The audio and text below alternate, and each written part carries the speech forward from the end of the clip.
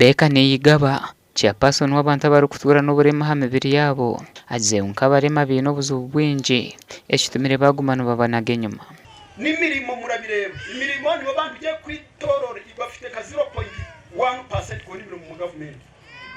ntabakunze kuba consideringa mu mirimo n'ubuyobozi usanga bari kwitinya mu guhagarara ko batekereza tusabantu kuko baragufasha so nagasabye kimwe twese dufatanye turengo turabavugiye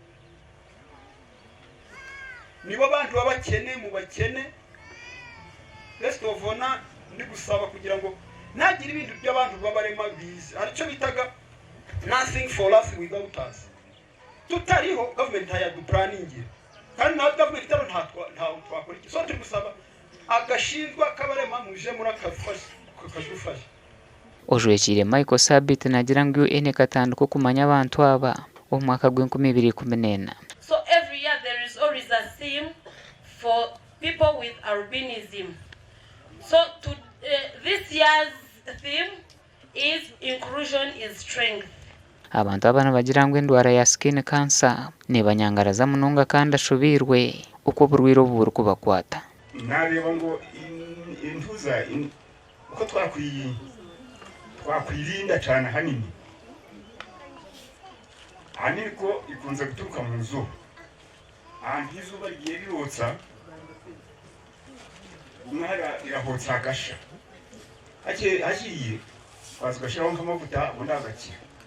ukurugera hari Wilberforce yatuha Community Development Officer habwa Kisoro Municipality ukuzarwa nyamagoya na kireto ahwishaga makubita mu kirungo icyo bari kweta melanin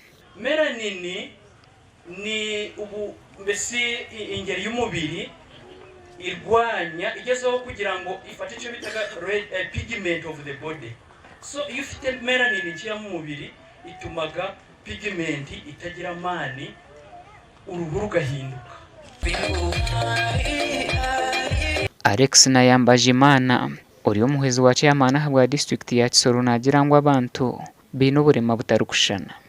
wabuze ngo ufite umwana umeze gutyo kubagiye baratwigisha ukikiriza yuko ko mfite umwana umeze gutyo kufite kubana nawe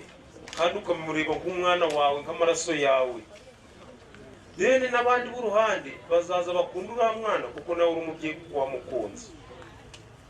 agambira hanshonga yo kugabemerumo agumizengwa akaciko akaru kugabemerumo mu district ya Kisoro kakaba ko kuriyenguzi kubera bafite kubona special care itameze nk'iyabandi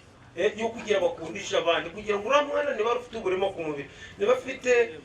ubwanyamweru ku mubiri niba abonye akazi biratuma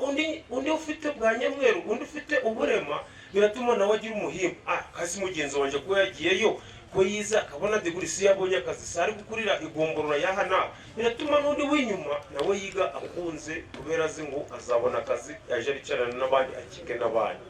borekere nakazana karukoreke mbereza bakaza barukuzara abanyamagoyi barukuraba mu namakagabo gasha kwa keta tuzarirwe